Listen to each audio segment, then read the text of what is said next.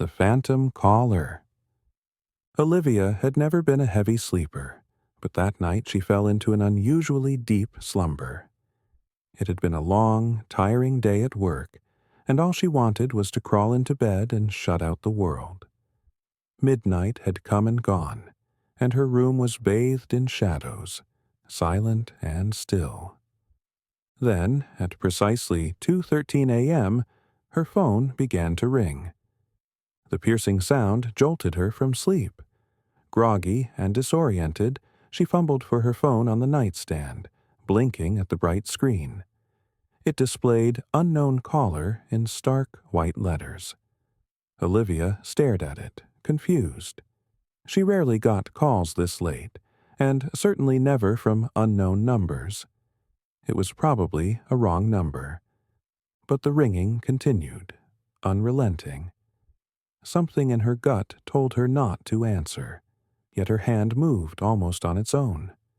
With a trembling finger, she swiped to accept the call and raised the phone to her ear. "Hello?" Silence. She could hear something faint, though. Breathing.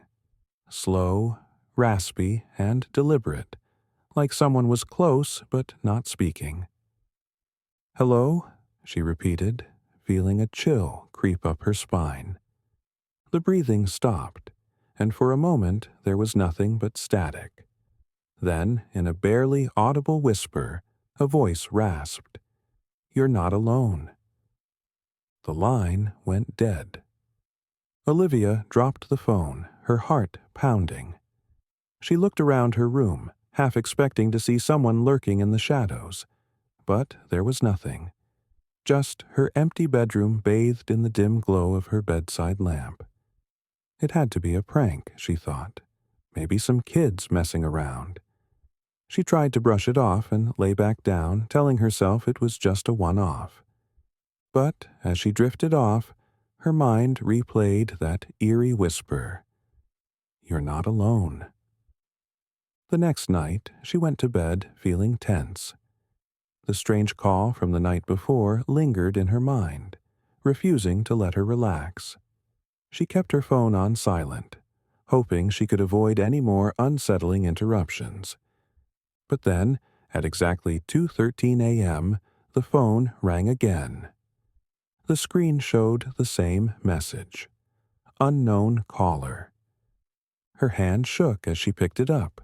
She wanted to ignore it, but her curiosity got the better of her. She answered, barely able to breathe. "Hello?" Her voice trembled. Again, there was only breathing.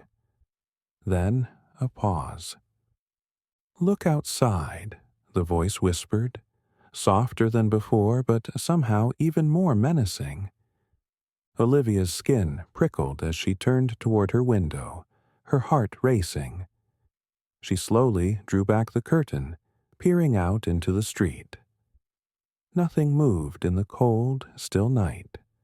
The street was empty, bathed in the pale glow of the streetlights. But then, in the far corner of her vision, she saw something. A figure standing completely still under the street lamp, cloaked in shadow. She couldn't make out any features, but it was unmistakably a person. They just stood there, not moving, not even swaying. A shiver of fear ran through her, and she dropped the curtain, stepping back from the window.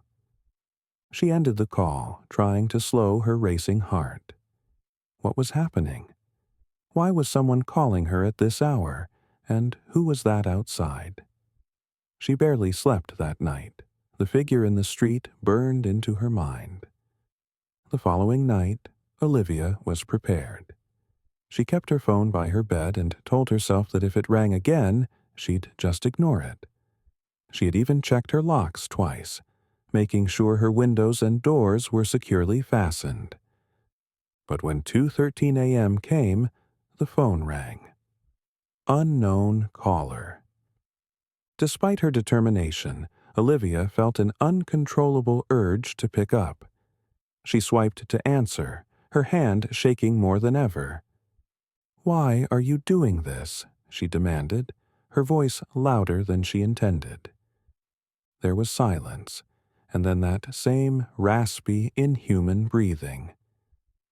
"I'm coming inside," the voice whispered. The call ended abruptly. Olivia's mind spun as she listened to the silence of her empty house. Was it a prank? It had to be. But as she lay there, straining to hear any sound, her imagination started to run wild. And then she heard it. A faint dragging sound, like footsteps scraping against the floor downstairs. They were slow and deliberate, as if someone was taking their time. Olivia's heart pounded, and she lay frozen, unable to move. The footsteps grew louder, and she realized they were coming up the stairs. One step at a time, slow and steady. She grabbed her phone, fingers trembling as she dialed 911. The call connected, and she whispered, "Someone's in my house. Please, I need help." The operator's voice was calm, asking her to stay on the line, assuring her that police were on the way. But the footsteps didn't stop. They had reached the top of the stairs now, and she could hear the faint creak of the floorboards as they moved closer and closer to her room.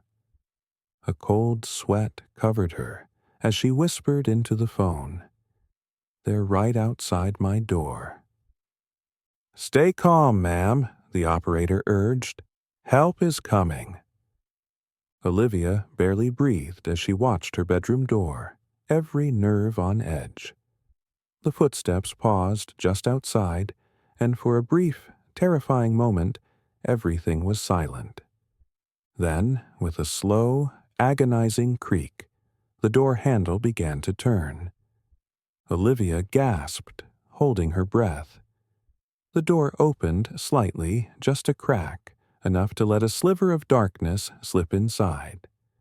"Please," she whispered. The footsteps stopped, and the handle fell still.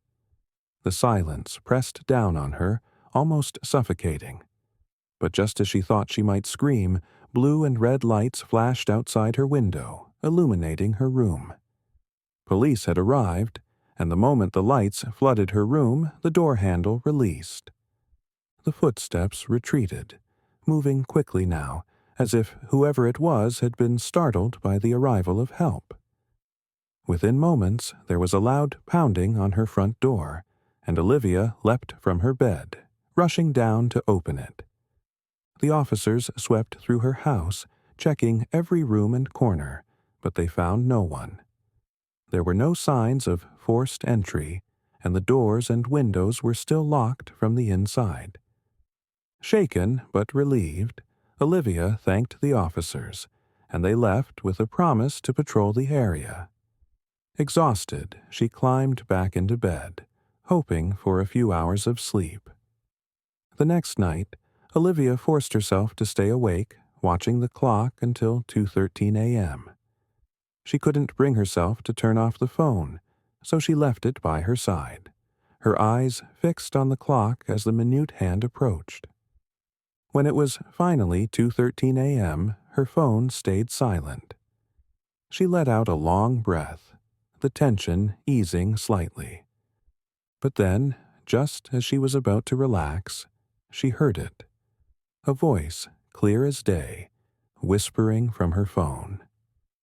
"I told you, I'm coming inside." The screen was off. No call was active. Yet the voice filled her room, chilling and unmistakable. Paralyzed, Olivia turned toward her bedroom door. It was wide open, though she had locked it. And standing in the doorway was the same figure from the street, staring at her with eyes that burned like embers. The voice filled the room again, but this time it was all around her. "You're not alone." In the morning, the neighbors found her phone lying on the floor by her bed, the call history blank. Olivia was gone, as if she had vanished into thin air. No one saw her again, but sometimes late at night, her phone would ring her family members at exactly 2:13 a.m. her name flashing on the screen from an unknown caller. If you want to hear more stories like this, ones that get under your skin and keep you looking over your shoulder, check out my longer videos.